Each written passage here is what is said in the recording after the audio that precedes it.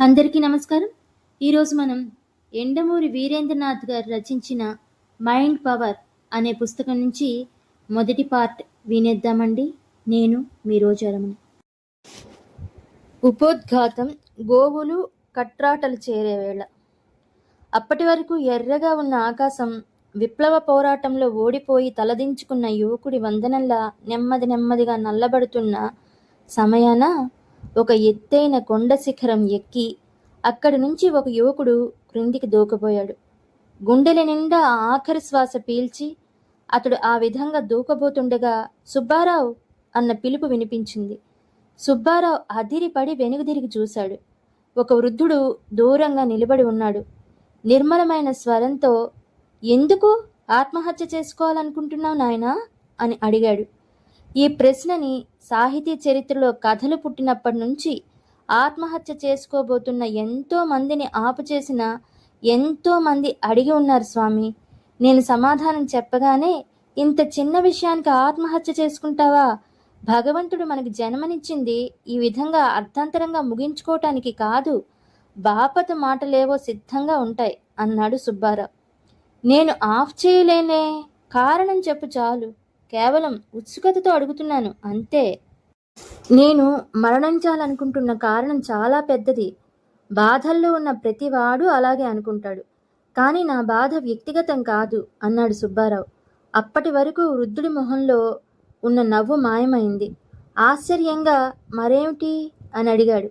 "సామాజికం" అన్నాడు సుబ్బారావు. వృద్ధుడి మొహంలో ఆశ్చర్యం ద్విగుణీకృతమైంది. "నాకు సరిగ్గా అర్థం కావటం లేదు. కాస్త వివరించి చెప్పు." "నేను చాలా సామాన్యుణ్ణి" అన్నాడు సుబ్బారావు. "పెద్దగా కోర్కెలు లేని వాడిని.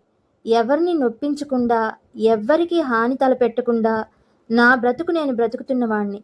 కానీ రోజు రోజుకి నా జీవితం దుర్భరమైపోతుంది. ఎందుకని? ప్రపంచం అంతా దగా, మోసం. ఎక్కడ చూసినా మోసమే. అవతలివాడి అమాయకత్వం మీద, అజ్ఞానం మీద ఆడుకుంటూ కోట్లకు పడగలెత్తుతున్నారు రాజకీయ నాయకులు. చట్టానికి దొరకకుండా స్కాముల్లో మిలియనీర్లు అవుతున్నారు వ్యాపారస్తులు. మా శ్రమని దోచుకుంటున్నారు. మధ్యతరగతి మనుష్యులకే ఇలా ఉంటే ఇక బడుగు వర్గాల సంగతి ఏమిటి? ఈ వ్యవస్థలో మధ్యతరగతి మనిషిగా బ్రతకటం కన్నా మరో నరకం లేదు" ఆవేశంగా అన్నాడు సుబ్బారావు. వృద్ధుడు ఒక క్షణం ఆలోచించి, "నువ్వు చాలా సామాన్యుడివని, అందుకే ఎవరిని నొప్పించకుండా నీ బ్రతుకు బ్రతుకుతున్నావని అన్నావు కదా. నాకు సరిగ్గా అర్థం కాలేదు. ఒక ఉదాహరణ చెప్పగలవా?" అని అడిగాడు. సుబ్బారావు విషాదంగా నవ్వాడు. "ఒకటేమిటి, చాలా ఉన్నాయి. మా బావగారు ఇంటికొస్తారు. నేను టీవీలో మంచి సినిమా చూస్తూ ఉంటాను. ఆయన రాగానే టీవీ కట్టేసి కబుర్లు చెప్పాలి. అది బోరు. పెద్దగా కోర్కెలు లేనివాడిని అన్నావు కదా. టీవీ చూడటం మానేస్తే అంత బాధెందుకు? అంత బాధపడ్డావంటే అది పెద్ద కోరికేగా." "అది పెద్ద కోరిక? మీకేమైనా మతిపోయిందా? ఈ ప్రపంచంలో పెద్ద కోరికలు, చిన్న కోరికలు అంటూ ఏముంటాయి? తీరనివన్నీ పెద్ద కోరికలే కదా" అన్నాడు వృద్ధుడు. "ఎవరికీ హాని తలపెట్టకుండా అందరితో మంచి అనిపించుకుంటూ నీ బ్రతుకు నువ్వు బ్రతుకుతున్నావు. అది అసాధ్యమని నా ఉద్దేశం. బహుశా మీ బావగారిని బాధ పెట్టకుండా ఉండటానికే ఆయనతో మాట్లాడి ఉంటావు." "అవును, మీరు దాన్ని మొహమాటం అనండి, మంచి లక్షణం అనండి. అది నా స్వభావం." వృద్ధుడు నవ్వాడు. "అంతవరకు కరెక్టే. కానీ నీ బ్రతుకు నువ్వు బ్రతుకుతున్నావు. మరి అదెలా సాధ్యం? ఆ క్షణం టీవీ చూడటం నీ బ్రతుకు. కానీ ఆయన వచ్చి దాన్ని చెడగొట్టాడే. అంటే నీ బ్రతుకు నిన్ను బ్రతకనివ్వట్లేదన్నమాట." సుబ్బారావు అయోమయంగా చూశాడు. వృద్ధుడు సాలోచనగా తల పంకించాడు. "నువ్వు ఆత్మహత్య చేసుకునే స్థాయికి వచ్చావు అంటే ఎంతో మనోక్లేశం అనుభవించి ఉండాలి. పోనీ అవతలి వారి పట్ల కాస్త కటువుగా ఉండి మధ్యతరగతి మనస్తత్వం వదిలిపెట్టొచ్చుగా. అదేవిధంగా ఆర్థికపరమైన విషయాల్లో కొద్దిగా విలువలు కోల్పోతే నష్టం ఏమిటి? దానివల్ల పైరాబడి ఉంటుంది కూడాను. ప్రభుత్వాన్ని, సమాజాన్ని మోసం చేయలేను. దోపిడీదారి విధానం నాకు నచ్చదు. మరి మొన్న ఎవరికో దక్కాల్సిన రైల్వే బెర్తు ఆ టీసీకి 50 రూపాయలు లంచం ఇచ్చి ఎందుకు కొనుక్కున్నావు? ఇది దోపిడీ కాదా?" సుబ్బారావు ఆశ్చర్యంగా, "ఇది మీకెలా తెలిసింది?" అని అడిగాడు. "ఆ టీసీ నేనే."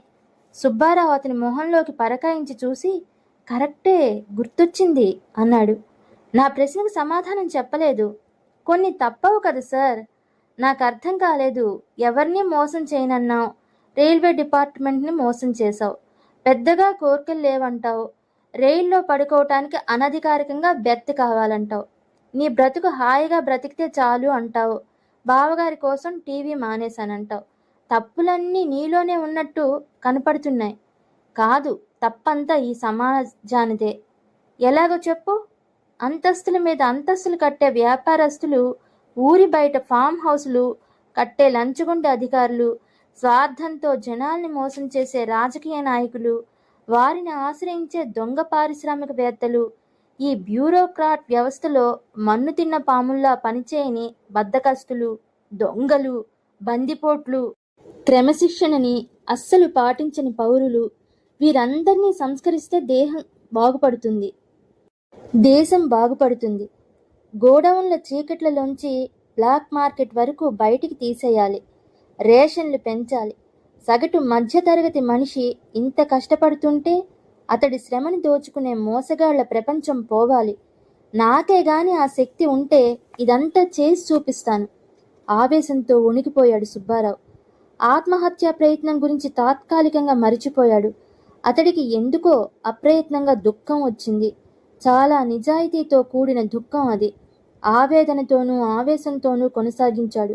ఈ భూమి మీద మనిషిగా పుట్టినందుకు ఆనందంగా జీవించే హక్కు ప్రతి వ్యక్తికి ఉందని నిరూపిస్తాను. కష్టానికి తగ్గ ప్రతిఫలం దొరికేలా చేస్తాను. పొద్దున్నుంచి సాయంత్రం వరకు వ్యాపారం పేరిట సరదాగా గంటల తరబడి ఫోన్లలో మాట్లాడి, సాయంత్రాలు ప్రైవేట్ మీటింగ్ల పేరిట డ్రింక్ చేసే వ్యాపారస్తులకి, పొద్దున్నుంచి సాయంత్రం వరకు ఆఫీసులో రెక్కలు ముక్కలు చేసుకునే గుమస్తాకి మధ్య ఆర్థిక వ్యత్యాసం తగ్గిస్తాను. దేవుడే కాని నాకు ఆ శక్తి ఇస్తే సామాన్యుడి జీవితాన్ని సుఖప్రదం చేస్తాను. నేనే దేవుణ్ణి. ఆ శక్తి నీకిస్తున్నాను, చెయ్యి అన్నాడు ఆ వృద్ధుడు కామ్గా. సూర్యుడు పూర్తిగా దిగిపోవటంతో బాగా చీకటి పడింది. ఎత్తైన కొండ అవటం వలన అక్కడ మాత్రం కాస్త వెలుగుంది. ఆ వెలుగులో వృద్ధుడి ముఖం అదో రకమైత కాంతితో ప్రకాశిస్తోంది. దూరంగా వీస్తున్న గాలి శబ్దం తప్ప మరేమీ వినపట్టం లేదు. నేనే దేవుణ్ణి అనగానే సుబ్బారావు వాక్ప్రవాహం ఆగిపోవటం వలన వచ్చిన నిశ్శబ్దం అది. వృద్ధుడి మాటలకు సుబ్బారావు విస్తుపోయి దిగ్భ్రమతో చూశాడు. అయితే అది క్షణకాలం మాత్రమే. వెంటనే తేరుకుని, నేనింత బాధగా ఆవేశంగా మాట్లాడుతుంటే జోకులేస్తారా? మనసెంత బాధపడకపోతే నేను ఈ ఆత్మహత్య ప్రయత్నం చేసి ఉంటాను ఊహించలేరా? ఈ టైంలో ఇలా అనటానికి సిగ్గుగా లేదు అన్నాడు. సిగ్గెందుకు? నేను దేవుణ్ణి ఆ మాట చెప్పాను అన్నాడు ఆ వృద్ధుడు అమాయకంగా. పొమ్మంటే వెళ్ళిపోతాను. కానీ నువ్వు నా సృష్టి గురించి ఇంకెక్కడ అవాకులు చవాకులు పేలకు. నేను సృష్టించింది కరెక్టేనని ఒప్పుకో. ఏమిటి కరెక్టు? సింహానికి జింకని ఆహారంగా సృష్టించాను. దానికి జింక ఏడిస్తే ఎలా? జింకకి గడ్డిని ఆహారంగా సృష్టించాను. దానికి గడ్డి ఏడిస్తే ఎలా అన్నాడు. కానీ మనిషికి ఆహారంగా మనిషిని సృష్టించలేదుగా? సూటిగా అడిగాడు సుబ్బారావు. ఆ వృద్ధుడు కాస్త కంగు తిన్నట్టు కనపడ్డాడు. అవును అన్నాడు సుబ్బారావు. మా ప్రపంచంలో అదే జరుగుతోంది. మనిషి డబ్బు కోసం, అధికారం కోసం, సరదా కోసం సాటి మనుషుల్ని తింటున్నాడు. నువ్వు చాలా తెలివైన వాడివిలా ఉన్నావే మెచ్చుకున్నాడు వృద్ధుడు. అందుకే ఇలా బ్రతుకుతున్నాను గొణిగాడు సుబ్బారావు.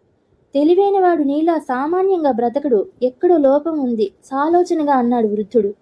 నేను నిజాయితీగా బ్రతుకుతాను, అందుకే ఇలా సామాన్యుడిగా బ్రతుకుతున్నాను. ఇంకా ఏదో లోపం ఉంది. నేనెవ్వరిని మోసం చేయను, కష్టపడతాను. ఆ మాటకొస్తే చాలామంది నాకన్నా ఎక్కువగా కష్టపడతాను. ఏదో అర్థమైనట్టు వృద్ధుడు తల పంకించి, నువ్వు ఊహించే ప్రపంచంలో మోసానికి ఆస్కారం ఉండదు. కష్టానికి, తెలివికి ప్రతిఫలం ఉంటుంది, అంతేగా అన్నాడు. నిశ్చయంగా అంతే. అయితే అలాగే కానీ ఈ క్షణం నుంచి యావత్ ప్రపంచపు మానవాళి మీద నీకు అధికారాన్ని ఇస్తున్నాను. వారి మంచి కోసం నువ్వు ఏం చేసినా చెల్లుతుంది. తప్పు చేసిన వారిపై నువ్వు వేసే శిక్ష కేవలం నీ మనసులో అనుకుంటే చాలు, నెరవేరుతుంది. నువ్వు ఎవరికీ జవాబుదారీ కాదు. ప్రకృతి మీద, జంతువుల మీద మాత్రం నీకు అధికారం ఉండదు. నువ్వు అనుకున్న విధంగా మోసాల్ని రూపుమాపు. తెలివికి, శ్రమకి గుర్తింపు కలిగించు. వెళ్ళు అన్నాడు. సుబ్బారావు అటూ ఇటూ చూశాడు. ఏమిటి చూస్తున్నావు? పూలు ఎక్కడైనా ఉన్నాయేమోనని. ఎందుకు? చెవిలో పెట్టుకోవటం కోసం. ఎందుకు? నా మీద అంత భక్తి కలిగిందా? మీరు చెప్పేది దేవుడి దగ్గర గుళ్ళో చెవిలో పెట్టుకునే పూల సంగతి. నేను చెప్పేది వేరే. నేనే దేవుడిని, బ్రహ్మను, సరస్వతీదేవి భర్తను అంటూ చెయ్యి గాలిలో తిప్పి ఇదిగో బూడిద అన్నాడు. సుబ్బారావు నవ్వాడు. ఇది మా బాబాలు చాలా సులభంగా చేస్తారు. అయితే నీ కర్మ అన్నాడు వృద్ధుడు. నువ్విలా సామాన్యుడిగా ఎందుకుండిపోయావో అర్థమైంది. నీకు నమ్మకం లేదు, ధైర్యం లేదు, ఆత్మవిశ్వాసం లేదు. నెంబర్ 1కి కావలసిన ముఖ్య లక్షణమైన ఛాలెంజే లేదు అని వెనుదిరిగి నెమ్మదిగా చీకట్లోకి అదృశ్యమైపోయాడు. పత్రికా విలేకరుల సమావేశం జరుగుతోంది. మిమ్మల్ని అందరినీ ఇక్కడికి ఎందుకు పిలిచానో వివరంగా చెప్పాను. మీకేమైనా అనుమానాలుంటే అడగవచ్చు. ఎదురుగా కూర్చున్న వాణ్ణి సంబోధిస్తూ అన్నాడు సుబ్బారావు. అందరూ ముసిముసి నవ్వులతో మొహాలు చూసుకున్నారు. ఒక పత్రికా విలేకరి లేచి, మిమ్మల్ని ఈ శతాబ్దపు జోకర్ అని హెడ్డింగ్ పెట్టి సంబోధిస్తే ఏమైనా అభ్యంతరమా అని అడిగాడు. అందరూ గొల్లున నవ్వారు. సుబ్బారావు నవ్వలేదు. నాకు అభ్యంతరం లేదు అన్నాడు. నేను చెప్పినదంతా మీరు ప్రచురిస్తే అప్పుడు గాని మమ్మల్ని మా పత్రికాధికారులు ఉద్యోగాల్లోంచి తీసేయరు అన్నాడు ఆ విలేకరి. మీరు ప్రపంచాన్ని మారుస్తారా? అలా అని మిమ్మల్ని వ్రాయమంటారా? దానికి నిరూపణగా రేపు ట్యాంక్ బండ్ దగ్గర నీటిపై నడుస్తారా? దాన్ని జనం వచ్చి చూడాలా? ఇది వ్రాసాక జనం అక్కడికొచ్చి చూసి ఏమీ జరక్క మా పత్రికా కార్యాలయాన్ని తగలబెడితే అప్పుడుంటుంది ఈ కథకి క్లైమాక్స్. సుబ్బారావు అందరి వైపు చూశాడు. దాదాపు 25 మంది దాకా ఉంటారు. గొంతు సవరించుకొని అతనన్నాడు, చూడండి, నేను ఒక సెన్సేషనల్ న్యూస్ చెప్తాను అనగానే ఉద్వేగంగా మీరందరూ వచ్చారు. పిలిచింది ఓ అనామకుడు అని కూడా ఆలోచించలేదు. నేను ఆ సెన్సేషనల్ న్యూస్ చెప్పగానే నన్ను జోకర్ అన్నారు. అయినా పర్లేదు, ఆ వార్త ప్రచురించండి అని బ్రతిమాలుకున్నాను. నా టీ తాగి నా బిస్కెట్లు తిని ఇప్పుడు మాట తప్పుతారా? విలేకరులు కుర్చీలోంచి లేస్తుంటే సుబ్బారావు కామ్గా అన్నాడు, మీరు ఈరోజు ఇంటికెళ్లేసరికి మీకు కడుపు నొప్పి వస్తుంది. మీరు దేవుడి ముందు నిలబడి ఈ వార్త ప్రచురిస్తాము అనే వరకు అది తగ్గదు. మీ స్టూపిడిటీతో మిమ్మల్ని మీరు బాధ పెట్టుకోకుండా తొందరగా దేవుణ్ణి ప్రార్థించండి. ట్యాంక్ బండ్ దగ్గర అంత రష్గా ఉంటుందని అతడు ఊహించలేదు. ఏదో ఒక చిన్న వార్తగా వేస్తారనుకున్నాడు. కానీ ప్రతి పత్రిక ప్రముఖంగా ప్రకటించింది. పైగా మొదటి పేజీలో వేసింది. అయితే కడుపు నొప్పి బెదిరింపు గురించి ఎవరూ వ్రాయలేదు.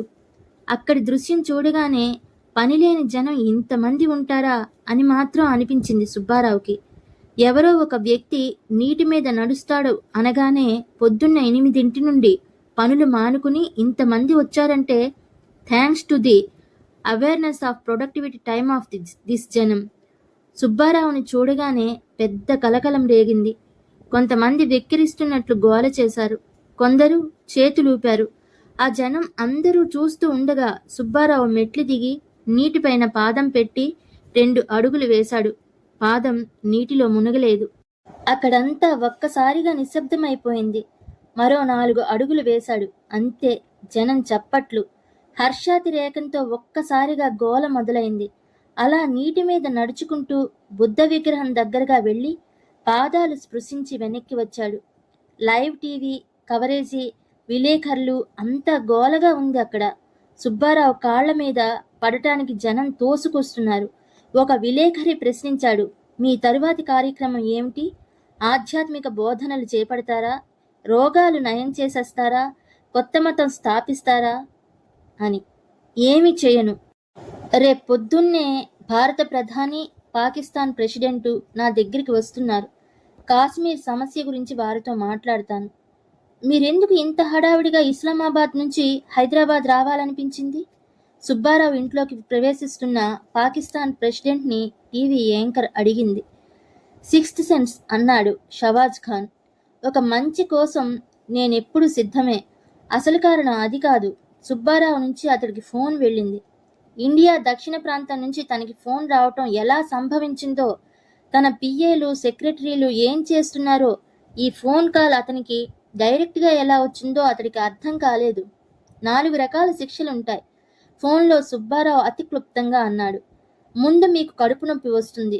అరగంట తర్వాత మీ ఆత్మీయుడైన కొడుకో కూతురో మాయమవుతారు. అంటే మీకు దూరమై ఇక ఎన్నడూ రారన్నమాట. గంట తర్వాత మీకు పక్షవాతం వచ్చి శాశ్వతంగా పక్కన పడతారు. ఈ లోపులోనే నన్ను చంపించే ప్రయత్నం చేశారనుకోండి, మీ ఆలోచన అమలు జరిపే లోపులోనే మీరు నిస్తేజమైపోతారు. ఎంత తొందరగా బయలుదేరితే అంత మంచిది. ఈ ఫోన్ కాల్ పూర్తయిన గంటన్నర తర్వాత, అంటే ముందు కడుపు నొప్పి, తరువాత మనవరాలి అదృశ్యం, ఆ పైన పక్షవాత లక్షణాలు కనపడిన తరువాత పాకిస్తాన్ ప్రెసిడెంట్కి భయం వేసింది. హైదరాబాద్ బయలుదేరే ఏర్పాట్లు వెంటనే చెయ్యమని ఆజ్ఞలు జారీ చేయగానే మనవరాలు తోటలోంచి పరిగెత్తుకు వచ్చింది. పొద్దున్న కల్లా ఇద్దరు ప్రధానులు సుబ్బారావు ఇంట్లో సమావేశమయ్యారు.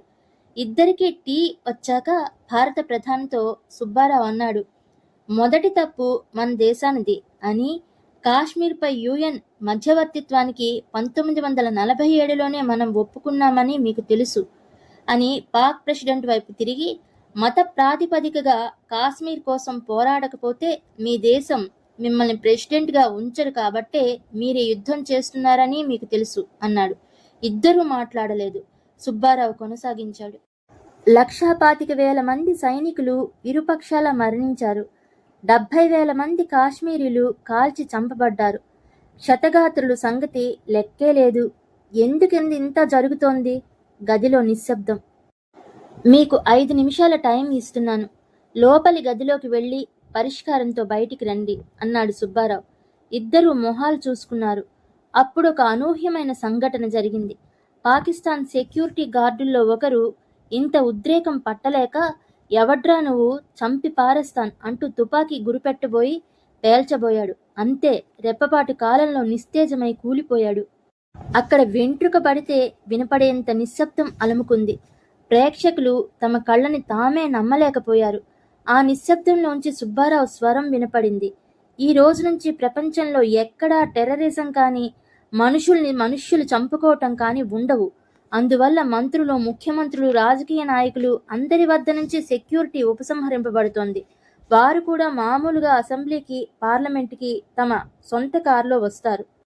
వారికి ప్రమాదం జరిగితే? ఒక విలేకరి ప్రశ్నించాడు. జరగదు, కఠినంగా అన్నాడు సుబ్బారావు. అలా కనీసం ఒక్క సంఘటన జరిగితే నేను నా ఆజ్ఞల్ని ఉపసంహరించుకుంటాను. ప్రధానులిద్దరూ లోపలికి వెళ్లారు. సుబ్బారావు అన్నాడు, ఈ రోజు నుంచి ప్రతిపక్ష పార్టీల రాస్తారోకోలు, రోడ్డు మధ్య మృతవీరుల సంస్మరణలు ఉండవు. ప్రజలకి బాధ కలిగించే ఏ పని ఏ పార్టీ చేపట్టదు. ఏ మతపు దేవుడి ఆలయమైనా ట్రాఫిక్కి అడ్డొస్తే కూల్చివేయబడుతుంది. జనం ఊరుకోరు. సుబ్బారావు నవ్వాడు. ఊరుకుంటారు. నిజానికి జనం శాంతి కామకులు. People are in general not bad, but some individuals are. కానీ వారిలో కొందరుంటారు, మిగతా అందరినీ వారు ఉద్రేకపరుస్తారు. అలా ఉద్యమం ప్రారంభం అవుతుంది. ఇప్పుడిక అలా కాదు. ఎవరైనా ఎదురు తిరగాలనుకున్నా మరుక్షణం 4 శిక్షలు క్రమవరుసలో అనుభవించాల్సి వస్తుంది. మొదటి దానితోనే బెదిరిపోతారు. లోపల నుంచి ఇద్దరు ప్రధానులు వచ్చారు. కాశ్మీర్ సమస్యకి పరిష్కారం దొరకలేదు, అందుకే ఒక నిర్ణయానికి వచ్చాం అన్నారు. ఏమిటి? భారతదేశ క్రికెట్ టీంకి వసీం అక్రమ్ ఇక నుంచి కెప్టెన్. సుబ్బారావు అర్థం కాక ఏమిటి అన్నాడు. భారత పాకిస్తాన్లని కలిపి ఒక దేశం చేస్తున్నాం. గుడ్ అన్నాడు సుబ్బారావు. కానీ పాకిస్తాన్ ప్రజల్ని దీనికి మనస్ఫూర్తిగా ఒప్పించాలి. ప్రతిసారి అందరినీ చంపేస్తామని బెదిరించి తలవంచలేం కదా అన్నాడు. దానికో దారి ఆలోచించాం.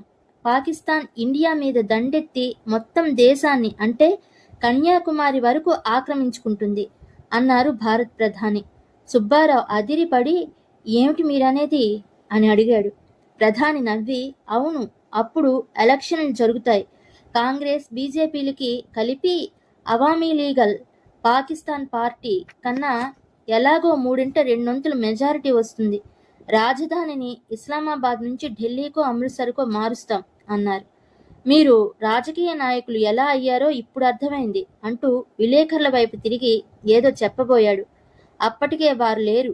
కాశ్మీర్ సమస్య పరిష్కారం అయిందన్న సంచలన వార్త ప్రచురించడానికి ఆఘమేఘాల మీద వెళ్లిపోయారు. ఆ రాత్రి సుబ్బారావుకి బ్రహ్మ కలలో కనిపించి, నీలో ఒక విషయం నాకు బాగా నచ్చింది అన్నాడు. ఏమిటి స్వామి? ఇన్ని అధికారాలు నేను నీకిచ్చినా వాటిని స్వార్థం కోసం వాడుకోలేదు.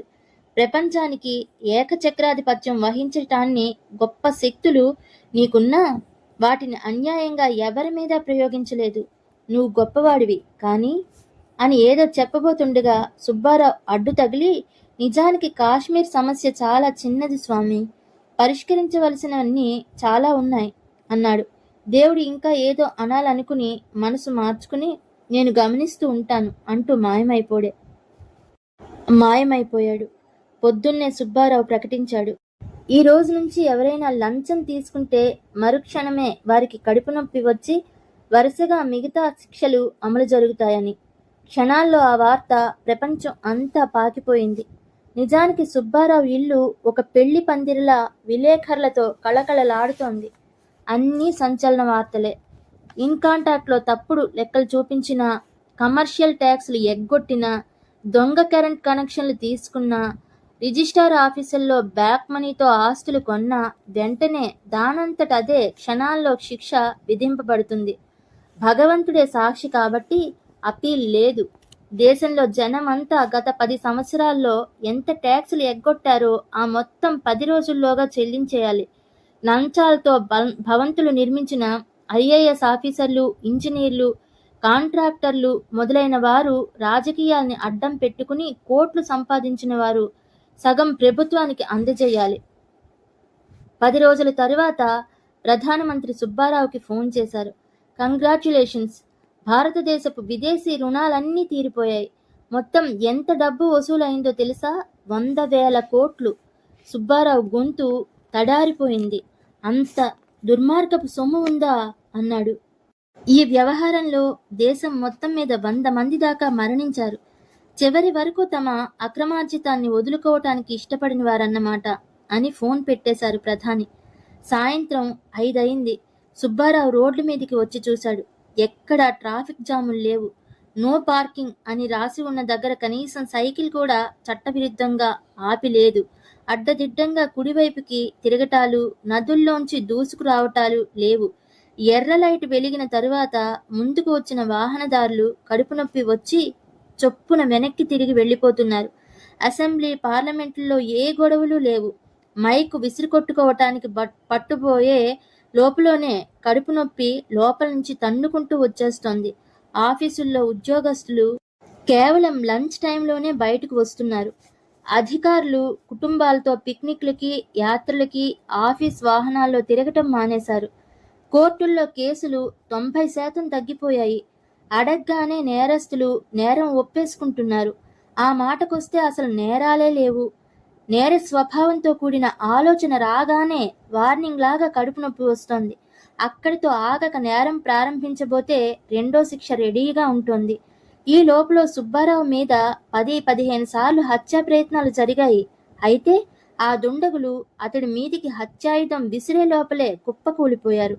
రాయలసీమ నుంచి ఇజ్రాయెల్ వరకు టెర్రరిజం అనేదే లేదు. ఆడవాళ్లు అర్ధరాత్రి నడి రోడ్డు మీద తిరుగుతున్నారు. ఇంటర్వ్యూల్లో రికమెండేషన్లు లేవు. ప్రమోషన్లు సక్రమంగా వస్తున్నాయి. రేషన్, గ్యాసు, కరెంటు, నీళ్లు అన్నీ పుష్కలంగా లభిస్తున్నాయి. ఇదంతా సాంఘిక పరిణామం. ఆర్థిక పరిణామం ఇంత ఆశాజనంగా లేదు. లంచగొండులందరూ తమ ఆస్తుల్లో సగాన్ని 10 రోజుల్లోగా ప్రభుత్వానికి అందజేయాలని సుబ్బారావు ప్రకటించగానే రియల్ ఎస్టేట్ ధరలు, బంగారం నగల ధరలు, వాహనదారులు మొత్తం అన్నీ పడిపోయాయి. 10 రోజుల్లోకి ఆస్తి అమ్మి కట్టాలనేసరికి వాటిని కొనేవాడు ఎవరూ దొరకలేదు. చాలా మంది లంచగొండ్లు 10వ రోజు వరకు ఆగి మన గురించి ఎవరికి తెలుస్తుందిలే అనుకుని ఊరుకున్నా 11వ రోజు కడుపు నొప్పితో పరిగెత్తి ఆయన కాడికి ఆస్తులు అమ్మేశారు. ఆ మాటకొస్తే సుబ్బారావుకి కూడా నొప్పి వచ్చింది. కారణం ఆలోచించగా 6 ఏళ్ల క్రితం ఆఫీసులో ఎవరికో ఏదో పని చేసి పెట్టినందుకు వారు కృతజ్ఞతాపూర్వకంగా అందించిన 1,116 విషయం గుర్తొచ్చింది. ఆ తరువాత లంచాలు దొరికే ఆ డిపార్ట్మెంట్ నుంచి బదిలీ అయిన కారణంగా ఆ విషయం మరచిపోయాడు. అతడు బాధపడలేదు. తప్పులు చేయటం మానవ సహజం అని అతడికి తెలుసు. అపరాధ రుసుము పూర్తిగా వెనక్కు చెల్లించేశాడు. ఇక దేశంలో మిగతా ఆర్థిక పరిణామాల దృష్టికొస్తే ధరలు విపరీతంగా పడిపోవటమే కాకుండా మరో ఊహించని సంఘటన జరిగింది. అయితే అది చర్చించటానికి ముందు సుబ్బారావు గురించి చెప్పాలి. అతనేం మారలేదు. ఆ సందులోనే అదే చిన్న ఇంట్లోనే ఉంటున్నాడు. అక్కడ రద్దీ మాత్రం పెరిగిందంతే. అతడు చేస్తున్న సంస్కరణలన్నీ ప్రపంచమంతా దిగ్భ్రమతో ఉత్సుకంగా చూస్తోంది. ఆ సాయంత్రం ప్రెసిడెంట్ ఆఫ్ ఇండియా స్వయంగా సుబ్బారావు ఇంటికి వచ్చారు. ఏం చెయ్యాలో పాలుపోవటం లేదు అన్నారు. ఏ విషయం? నిరుద్యోగం అన్నారు రాష్ట్రపతి. మిలిటరీ అవసరం అయిపోయింది. ఉగ్రవాదులు లేరు కాబట్టి BSFని తీసేశాం. ట్రాఫిక్ పోలీసులతో సహా ఎవ్వరికీ పనిలేదు. Income tax, commercial tax, register ఆఫీసుల్లో ఉద్యోగస్తులే కాకుండా లాయర్లు, జడ్జిలు, CBI ఆఫీసర్లు అందరూ ఖాళీ అయిపోయారు. మరి రాజకీయ నాయకులు, వారి కార్యకర్తలు? సుబ్బారావు ప్రశ్నించాడు. సామాన్యంగా ఇంత రాజకీయ స్తబ్దతని వారు భరించలేరు. మామూలు పరిస్థితుల్లో అయితే ఏదో ఒక గొడవ తెచ్చి ప్రజల్ని బాధ పెట్టేవారు. కానీ ఇప్పుడు అలాంటి ఆలోచన రాగానే కడుపు నొప్పితో బాధపడుతున్నారు. ప్రెసిడెంట్ నవ్వారు. ప్రస్తుతం సమస్య అది కాదు. ఈ సంస్కరణల వల్ల ఈ రోజు కరెక్ట్గా మన దేశంలో ఎంతమంది పని లేకుండా ఉన్నారో తెలుసా? ఎంతమంది? లాయర్లు, పోలీసులు, మిలిటరీ ఉద్యోగస్తులు అంతా కలుపుకుంటే దాదాపు 25 కోట్లు. సుబ్బారావు గుండె ఓ క్షణం కొట్టుకోవటం ఆగిపోయింది. తడారిన గొంతుతో 25 కోట్ల అన్నాడు. అంటే మొత్తం దేశం జనాభాలో 4వ వంతు. యువతలో 100కి 50 మంది అన్నాడు. అవును, ట్రాఫిక్ కానిస్టేబుల్స్ అవసరం పోయింది. సెక్రటేరియట్లో సగం మందికి పని లేదు. వారు ఇంతకాలం ప్రొద్దున 10 నుంచి సాయంత్రం 5 వరకు చేసే పని 1 గంటలో అయిపోతోంది. అంతవరకు ఎందుకు? కాంట్రాక్టర్లు రోడ్డు సరిగ్గా వేస్తున్నారు, అందుకని సూపర్వైజర్ల అవసరం పోయింది. టికెట్లు లేకుండా ఎవరూ ప్రయాణం చేయటం లేదు, అందుకని రైల్వే టీసీల అవసరం లేకుండా పోయింది. ఇలా ఇన్ని కోట్ల మంది ఖాళీగా ఉన్నారు. ఏం చేయాలో తోచటం లేదు. కాలువలు తవ్వించండి గంభీరంగా అన్నాడు సుబ్బారావు. ప్రెసిడెంట్ ఉలిక్కిపడి ఏమిటి అన్నారు. అవును, బీహార్లో వరదలకి, ఆదిలాబాద్లో ఆకలికి కారణం నదుల మధ్య సంధానం లేకపోవటమే. గోదావరికి, కృష్ణకు మధ్య 10 కాలువలు తవ్వమనండి. అలాగే బ్రహ్మపుత్ర, గంగా, కావేరీల మధ్య కూడా ఇంతమంది లేబర్ ఖాళీగా ఉండటం నిర్హేతుకం. ఈ ఆలోచన బావుంది అని ప్రెసిడెంట్ వెళ్ళిపోయారు. ఆయన వెళ్ళాక సుబ్బారావు ఆలోచనలో పడ్డాడు. ఫోన్ల క్రింద AC రూముల్లో పనిచేసేవారు పాపం ఎండలోకి రావాలి. తప్పదు, దేశ సౌభాగ్యానికి. ల్యాండ్ లేబర్ క్యాపిటల్ ఆర్గనైజేషన్ కావాలి, నిజమే. మరి ఇంతమంది ఇంత కష్టపడుతున్నప్పుడు తాత ముత్తాతల ఆస్తులు అనుభవిస్తున్న వారి మాట ఏమిటి? గ్రామాల్లో పొలాలు కౌలుకిచ్చి పట్నాల్లో పేకాడే వారి సంగతేమిటి అనుకున్నాడు. దాని ఫలితంగా ఆ మరుసటి రోజు అతడు దున్నేవాడిదే భూమి అని ప్రకటించాడు. అద్దెకున్న వాడిదే ఇల్లు అందామనుకున్నాడు. కానీ తానొక పోర్షన్ అద్దెకిచ్చిన విషయం గుర్తొచ్చి ఆ ఆలోచన మానుకున్నాడు. ఈ లోపల ప్రెసిడెంట్ ఆఫ్ ఇండియా కాలువలు తవ్వించటం, ఆనకట్టలు కట్టించటం లాంటి అభివృద్ధి కార్యక్రమాలు చేపట్టారు. రైతులు, శ్రామికులు ఉత్సాహంతో పనిచేస్తున్నారు. మధ్యతరగతి మాత్రం ఎండ, వాన, శ్రమ, స్వేదం అలవాటు లేక ఇబ్బంది పడుతున్నారు. అయినా ఎవ్వరూ నోరు విప్పటం లేదు. అన్నిటికన్నా గొప్ప పరిణామం ఏమిటంటే టీవీ ఛానళ్లలో చర్చలు, పత్రికల సంచలన వార్తలు, ప్రజల్ని రెచ్చగొట్టే న్యూస్లు పోయాయి. కాలువల నిండా నీళ్లు, పొలాల నిండా పైర్లు, మహబూబ్ నగర్ నుంచి థార్ ఎడారి వరకు సస్యశ్యామలమైంది. 10 రెట్లు ఎక్కువ దిగుబడినిచ్చింది. కొనేవాళ్లు తక్కువ, అమ్మేవాళ్లు ఎక్కువ. ఫలితంగా బియ్యం ధర 100 నుంచి 10 రూపాయలకు పడిపోయింది. దీన్ని నేను ఊహించలేదు అన్నాడు సుబ్బారావు. అయినా ఇది ఒకందుకు మంచిదేగా. ఎలా అన్నారు ప్రధాని. బస్తా బియ్యం పండించటానికి 15 రూపాయలు, ఎరువులు 10 రూపాయలు, పురుగుల మందు 20 రూపాయలు, మిగతా ఖర్చులు అవుతాయి. దాన్ని 10కి అమ్మితే నష్టం వచ్చి ఆత్మహత్య చేసుకోవటం తప్ప రైతులకి గత్యంతరం లేదు. సుబ్బారావు ఓ క్షణం ఆలోచించి, ప్రభుత్వాన్నే రైతుల దగ్గర నుంచి మొత్తం బియ్యం కొనేయమనండి అన్నాడు. వెంటనే ఆ పథకం అమల్లోకి వచ్చింది. భారతదేశపు ఫుడ్ కార్పొరేషన్ ఆఫ్ ఇండియా గొడౌన్లలో 2000 మిలియన్ టన్నుల ఆహార ధాన్యాలు స్టోర్ చేయబడ్డాయి. కానీ ఆకలి చావులు అలాగే ఉన్నాయి. రైతులు బాగానే ఉన్నారు, కానీ కూలీలు, బిలో ప్రాపర్టీ లైన్ జనాలు ఆకలి చావుల వైపు పయనించసాగారు. భారత రాజ్యాంగం మనిషికి జీవించే హక్కు ఇచ్చింది కాబట్టి ప్రభుత్వమే బీపీఎల్ జనాన్ని బ్రతికించాలని మానవ హక్కుల సంఘం వేసిన కేసుకి ప్రతిస్పందిస్తూ సుప్రీంకోర్టు ఒక చారిత్రాత్మకమైన తీర్పునిచ్చింది. గోడౌన్లలో దాచిన బియ్యాన్ని ప్రభుత్వమే బీదలకి ఉచితంగా పంచాలని ఆ తీర్పు సారాంశం. ఎలా ఆ జనాల్ని గుర్తించటం? ఒకవేళ కష్టపడి గుర్తించినా కొంతకాలం పాటు పంపవచ్చు. ఆ తరువాత తమకి ఉచిత బియ్యం కావాలని అందరూ ఎగబడితే ఇది జరిగిన 6 నెలలకు భారత ప్రభుత్వం తాను ఆర్థికంగా దివాలా తీసినట్టు ప్రకటించింది.